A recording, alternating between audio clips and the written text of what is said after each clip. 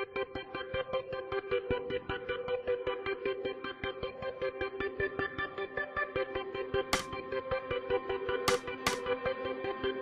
dia, aqui é a Luísa. Aqui é a Bruna. E começa agora mais um Clareio Litoral. Qual será o nosso tema de hoje, Thaís? Estamos aqui em Cananéia e hoje vamos conhecer um pouco dos mitos e cultura da região. Os portugueses chegaram pela primeira vez em Cananéia em 1502, mas apenas começaram a povoar a região 30 anos depois. Tanto que a região recebe o título de primeiro povoamento do Brasil, mas não a primeira cidade. A primeira cidade continua sendo São Vicente. Ela recebe esse nome por conta de um europeu vindo nas expedições com os outros portugueses, conhecidos como Bacharel de Cananéia. Tanto Portugal quanto Espanha tinham enorme interesse na cidade, porque a quantidade de rios na região que se interligavam com o mar poderia facilitar um futuro escoamento de mercadorias para a metrópole. E se for ver o mapa do Tratado de Tordesilhas, o mapa divide a cidade entre a parte espanhola e a parte portuguesa. A região de Cananéia, por ter recebido diversos olhares e ser uma rota de escoamento, enriqueceu e logo chegou nos ouvidos dos navios piratas, que queriam ir à cidade para saqueá-la. A marinha da cidade fortaleceu-se bastante por conta do desenvolvimento da cidade, das riquezas que veio para a região. Apesar de Cananéia também pertencer ao estado de São Paulo, ela tem diversas diferenças das outras cidades litorâneas do estado, como por exemplo, um prato bem servido de ostras no litoral do Guarujá custa em média R$80, enquanto em Cananéia você pode comprar 12 ostras bem servidas por R$7. Além disso, muitos moradores utilizam barcos para se deslocar entre Cananéia e Ilha do Cardoso, por irem às suas casas, aos seus trabalhos e facilitar, pois a região é cortada por rios. Muitos moradores também usam um linguajar local, com algumas gírias locais. Como muitas outras regiões do Brasil, Cananéia recebeu forte influências do sotaque português, do modo português de falar. Tanto que o português que eles falavam até pouco tempo era um português mais arcaico, com expressões originais de Portugal, ditos populares portugueses, entre outras coisas. Obviamente, o português, o idioma, foi evoluindo e atualmente o português falado em Cananéia é um pouco diferente do falado em São Paulo. Eles falam de uma maneira um pouco mais coloquial, mais simples, às vezes comendo uma letra ou outra, ou sem utilizar todas as regras gramaticais. Eles também não falam as gírias como nós falamos, tipo meu mano, mas possuem suas expressões locais, como por exemplo, bururuaca, que é um cesto em que eles guardam milho, e canapuva, que é o nome que eles chamam de mangue. Em vez de nós sermos mangue vermelho, mangue branco, principalmente os biólogos, eles chamam de canapuva.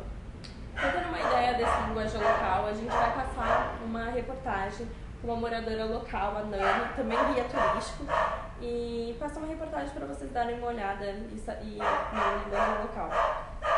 A Nani, diferente de muitos moradores da cidade, ela completou o ensino médio e ela fez outros cursos complementares. Talvez isso mostre o seu linguajar, mostrando um português um pouco mais certinho, mas muitas outras pessoas também têm uma maneira um pouco mais simples de falar. Confira a reportagem. Então, a gente está aqui em Cananéia e a gente vai entrevistar alguns moradores locais para saber um pouco mais dessas lendas, desses mitos que povoam a cidade e que dão forma à cultura regional.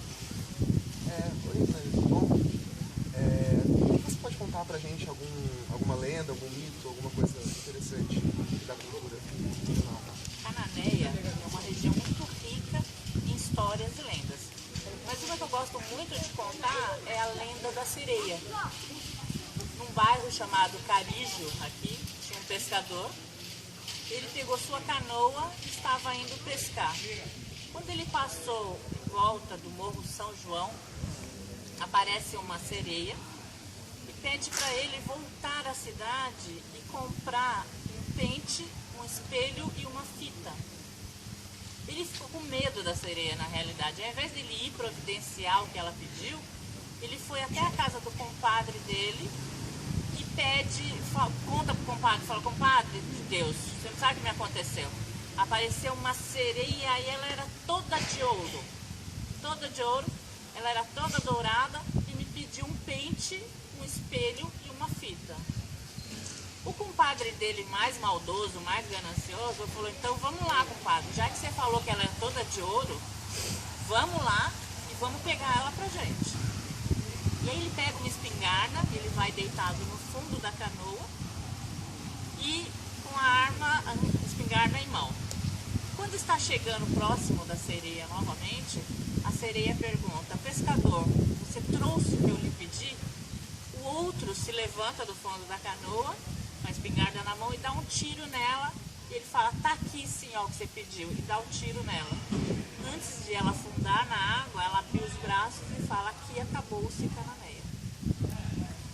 Então, assim, algumas pessoas mais antigas, às vezes até falam que Cananeia não desenvolveu. A gente não tem indústria, a gente não tem um monte de coisa por causa da maldição da sereia, né?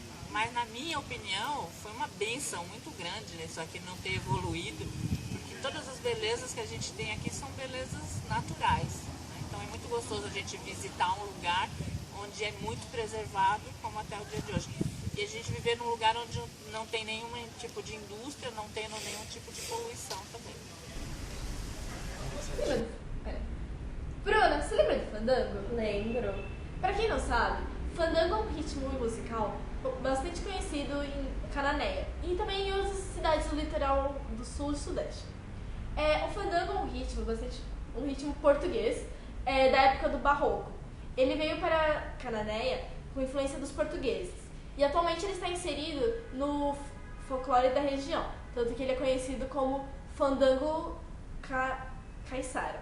Ele é conhecido como fandango caiçara. O ritmo ele é um ritmo bastante acelerado, bastante animado e agitado. E os instrumentos obrigatórios do fandango são a rabeca, a viola, o machixe e o pandeiro rural. Também podendo ter o violão e outros instrumentos. E outras tantas adaptações que o fandango passou. A dança do fandango é uma dança sensual, porém bastante acelerada, onde é dançado em pares e o casal nunca se toca. Pode ser tanto bailada quanto sapateado. E o sapateado do homem ajuda também a compor um novo instrumento musical, trazendo um novo ritmo à música. Recebemos um vídeo amador de um fã do grupo de fandangos contando a história do segundo maior tubarão do mundo caçado, que foi encontrado em Cananéia. A história ocorreu quando um pescador estava pescando com sua rede, quando um tubarão fêmea se enganchou na sua rede e arrastou o barco, precisando de ajuda, de suporte marinho, da marinha, para ser resgatado. O tubarão, infelizmente, morreu foi empalhado e está hoje no Museu de Cananéia. Agora veremos a apresentação enviada pela fã, onde os fandangueiros contam essa história em um ritmo bem divertido. Podemos também perceber a variante linguística e o sotaque dos fandangueiros. Fez a letra, então nós cantamos a letra que nós mesmos fazemos. Cada grupo tem seu estilo de letra para cantar, inventa a letra, inventa a história e faz a letra. Nós também inventamos a nossa história e fazemos a nossa letra. Ele vai cantar aí a história do tubarão, que foi um tubarão pescado aqui na região de Cananéia, que foi um dos segundo maior do mundo, considerado, que depois já apareceu outro, mas o segundo do mundo, maior, com 12 toneladas, com 6, 8 metros de comprimento. Então teve um fandangueiro, não foi nós que fizemos, foi outro fandangueiro que fez a letra. Então ele canta, no caso, a história do tubarão. A pancada é chamarrita. Vamos começar.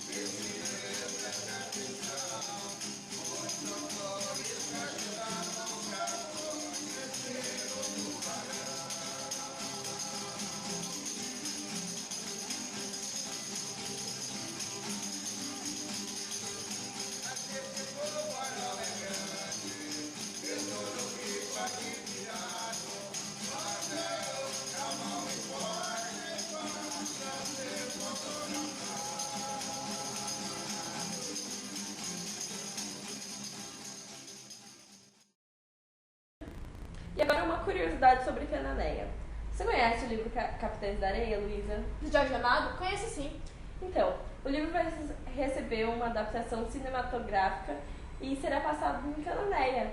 Nossa, que legal. E faz até sentido, porque tanto Cananéia quanto Salvador, a época em que a cidade que foi ambientada a obra, eles são cidades litorâneas, ambas são cidades litorâneas que têm fácil acesso a portos, são cidades turísticas, foram fundadas na mesma época, e no final do século XIX, em 1800, quando a obra é ambientada, Cananéia era bastante povoado. Legal. Com as curiosidades hoje de Cananéia, a gente encerra o nosso jornal. Bom Beijo dia. e até a próxima. Até.